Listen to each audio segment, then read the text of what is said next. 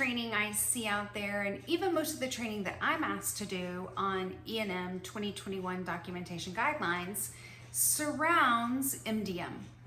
So a lot of it isn't even on time-based. So I thought today would be useful to spend a little bit of time talking about time. Hello, I'm Shannon DeConda with NAMUS. So set your watch. Let's spend just a few minutes talking about time. I'd like to start off by going to 2021 documentation guidelines. And for just a moment, let's not go to the standard documentation guidelines. We're going to go to the March 2021 technical corrections version. And by the way, just for the sake of saying this, I always recommend you keep around both editions.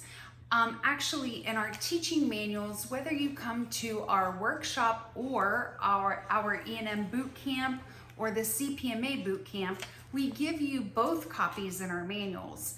And we do that because both are very useful. So in the technical corrections version, they actually added under time do not, some actual do nots about time. And the first do not is do not count time on the following: the performance of other services that are reported separately. And this caveat had to be added through those technical corrections to make sure that we had the guidance that if there is another reportable CPT code, we understood that there couldn't be a double count of time, especially if we were being reimbursed for time for that CPT code and or simply the work of the CPT code in conjunction of the service for the time in the E&M encounter. That would be our famous words, double dipping. You said that with me, didn't you? So again, we had to ensure that that did not occur. So we have to have what we refer to as a carve-out statement. Now, I know from teaching a lot of workshops, there are some people who don't feel like carve-out statements are required. I'm going to tell you, carve-out statements are emphatically required. And I'm going to tell you, this is actually a good time that a macro statement, provided it's updated, could be of key benefit to your providers. Start off a macro statement for your provider that says, my total time on the date of this encounter included only my time with the patient without diagnostic time or procedural-based services and included blank minutes.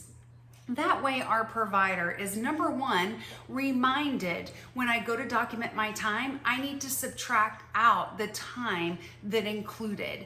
Also, now we have our documentation statement that is going to include that carve-out statement right away. You have to include a carve-out statement. When I see a time-based E&M, but I see an EKG was performed, or I see a chest x-ray was performed, how do I know that the total time of that E&M is not inclusive of those ancillary services that were also performed, unless that provider tells me that those ancillary service times are not included in that E&M time? So that carve-out statement has to be there. Well, the second do not is kind of assumed, but there's a reason that it's in here. The second do not is travel.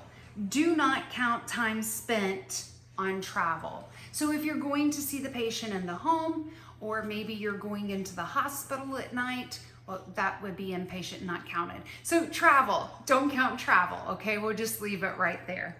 Okay, do not count time spent. Now, this one was not slapped in my face until I reread it. So maybe you haven't acknowledged this one quite as well as I hadn't either.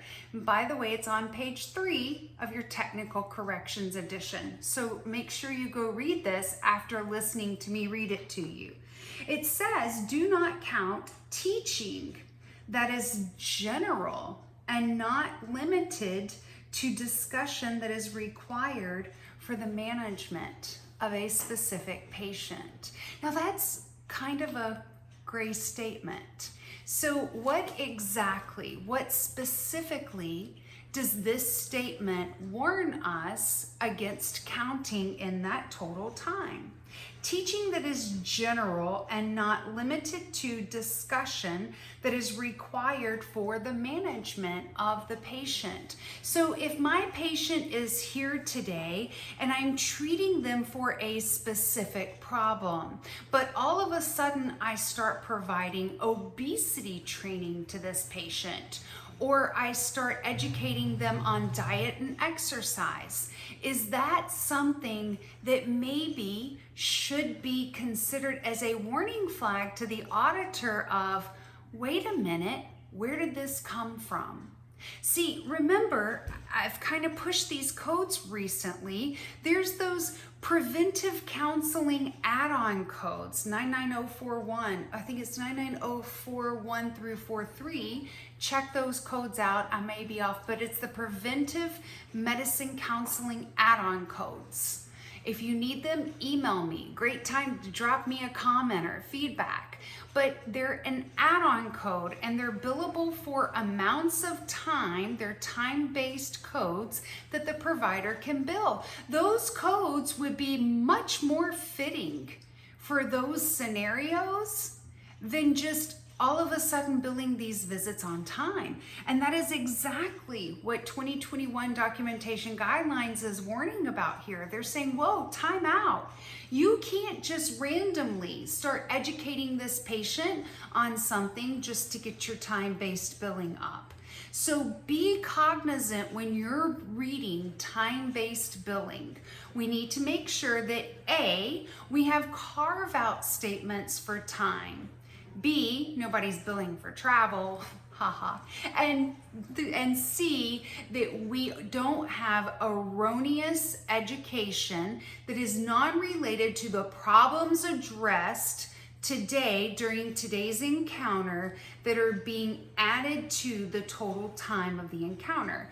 And if that's the case, then our provider should be looking at potentially an add-on code separate from today's encounter to report those different services. So I hope this was helpful. I hope I didn't take too much time out of your day. Please leave me a comment or your feedback. And with that, we'll call today a wrap. I hope this was helpful for you. Have a great day. Goodbye.